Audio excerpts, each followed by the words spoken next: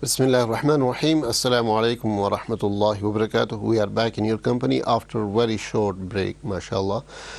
We were talking about basically the creation of everything. Everything you see, everything around you, in front of you, behind you, on your right, on your left, on your sides, above you, below you, whatever is there, everything is being created for you, Mr. Human Being. Miss Human Being, everything is for you. But you are created for Allah subhanahu wa ta'ala, for God Almighty. And what does it mean that you have been created to worship God Almighty? وَمَا خَلَقْتُ الْجِنَّ وَالْإِنسَ إِلَّا لِيَعْبُدُونَ. Allah says that I have created you to worship me. What does it mean? Does it mean that you stay in masjid all the time and stay in salah all the time? Does it mean that you keep on reciting salah, reciting Quran, praying salah, doing hajj, giving zakah? That's it, don't go to sleep, no eating, nothing, no commercial life, no social life, no personal life? No, that doesn't mean that.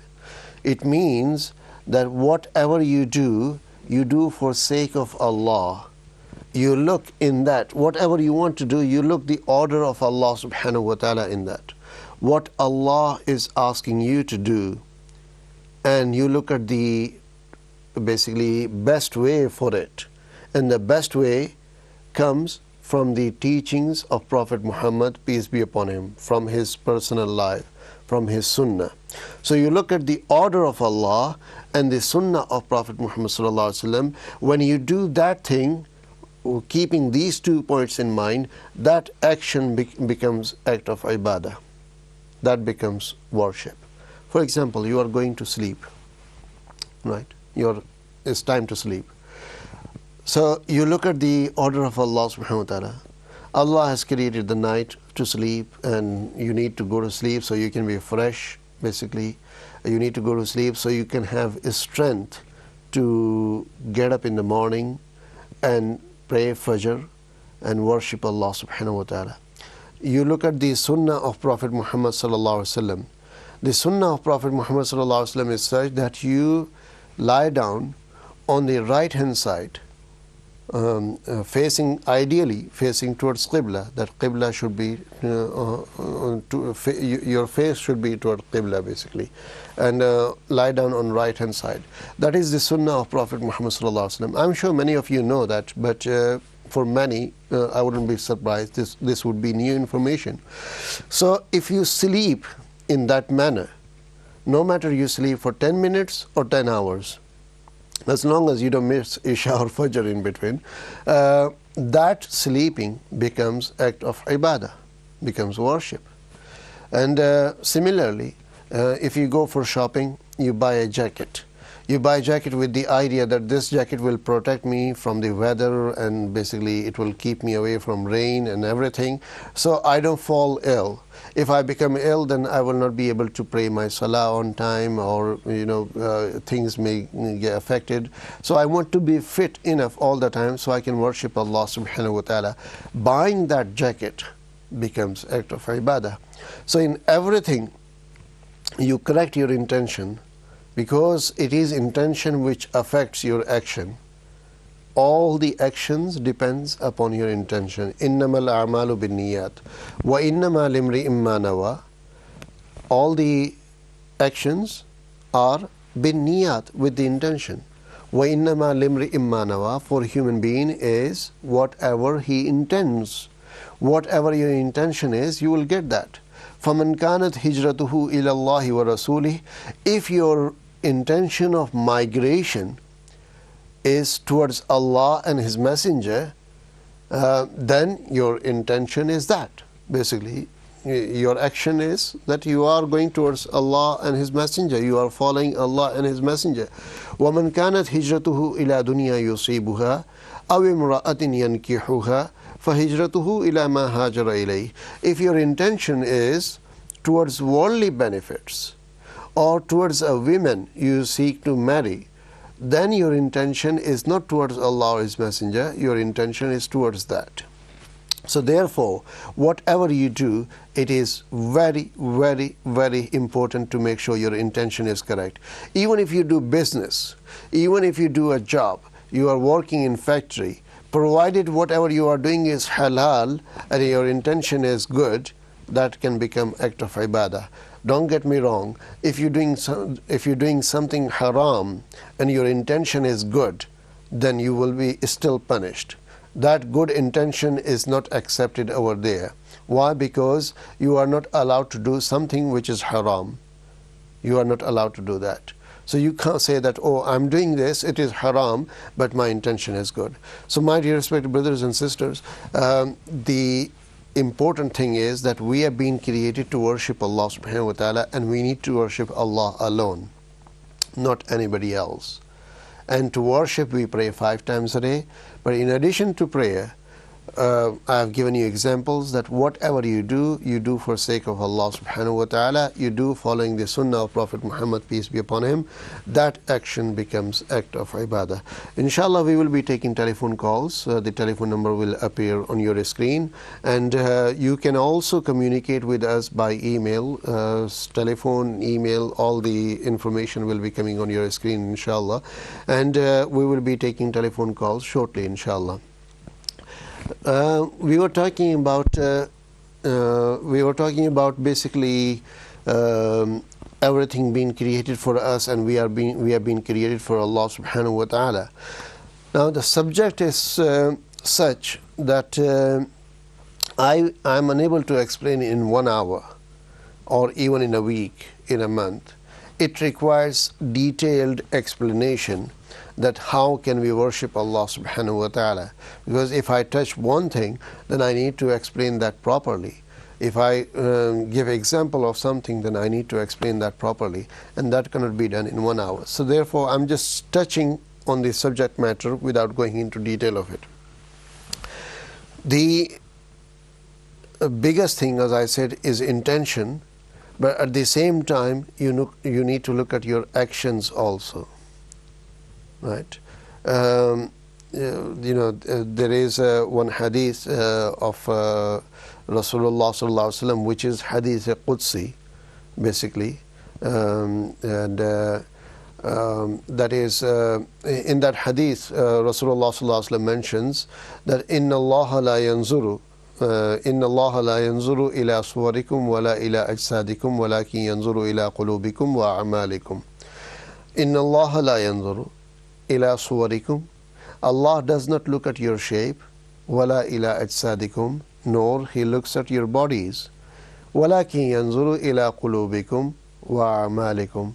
But He looks at your hearts, what is there in your heart.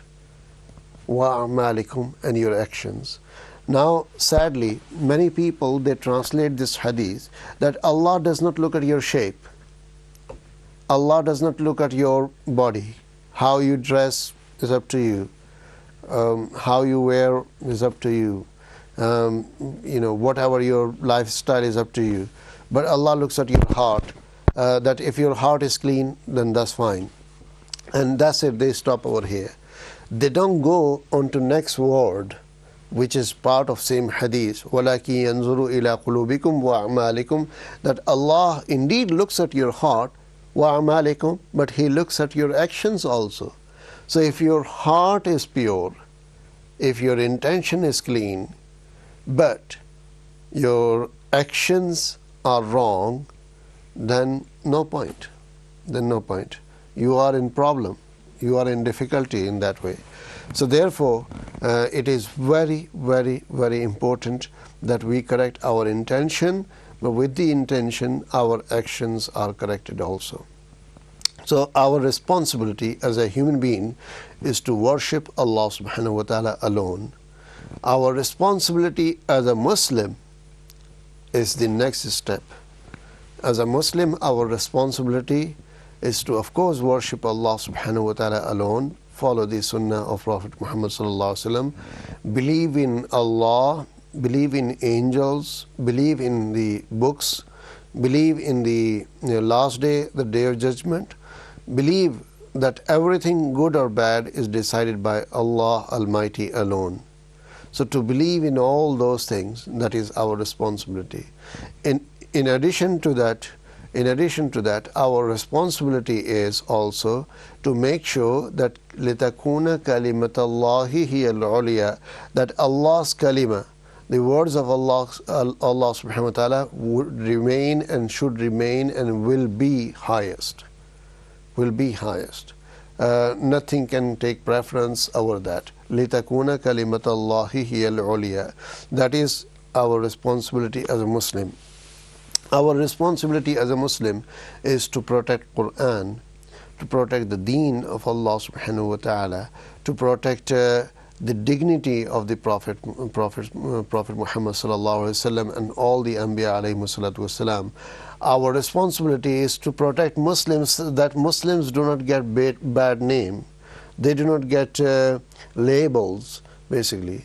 Our responsibility is to protect Muslims in a sense that our actions are such that others, they become affected with that in good way, rather than they are disappointed with our characters and they think, hey, look at these Muslims, how bad they are.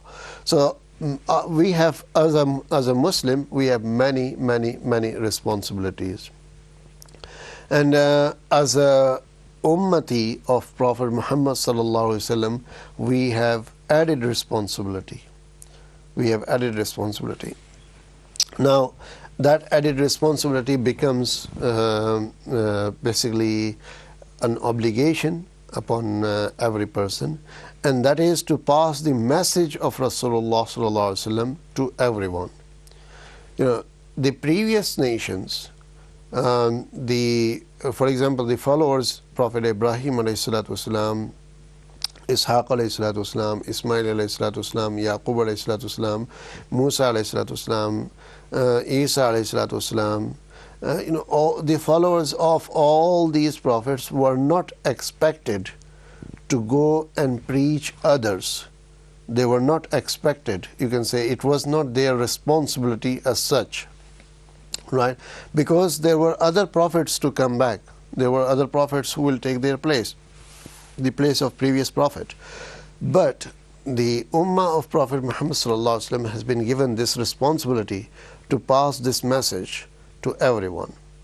That is basically that whatever you hear, whatever you study, whatever you read, whatever you find out in terms of hadith or Quran or Islamic knowledge, you pass it to others. So this responsibility is mentioned in Quran. Kuntum khayra ummatin ukhrijat linnas. You are best of people. You have been taken out for the benefit of mankind. Ukhrijat linnas. You are there to benefit people. Ta'muruna bil ma'ruf wa tanhawna 'anil munkar. You order everyone to do good. Wa tanhawna 'anil munkar, and you forbid the evil. Ta'muruna bil ma'ruf wa tanhawna 'anil munkar. Wa tu'minuna billah, and you believe in Allah subhanahu wa ta'ala. Right?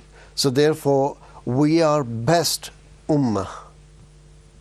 You are part of the ummah of Prophet Muhammad sallallahu alaihi wasallam, which is the best ummah, and inshallah, I hope you are with the group of this ummah which will enter into paradise in the first instance, inshallah. That you will enter into paradise before any other ummah enters. But that will not come that easily. For that you have to sacrifice a lot. For that you have to learn a lot. For that you have to preach and practice a lot. And inshallah we will carry on discussing this after taking short break. We will be with you inshallah shortly, within maybe about 5 minutes. Please stay tuned, and after that we'll be taking your telephone calls. During the break, by all means, you can start calling us, and straight after break we'll take your telephone calls. Until then, Jazakumullah khair. Assalamu alaikum wa rahmatullah.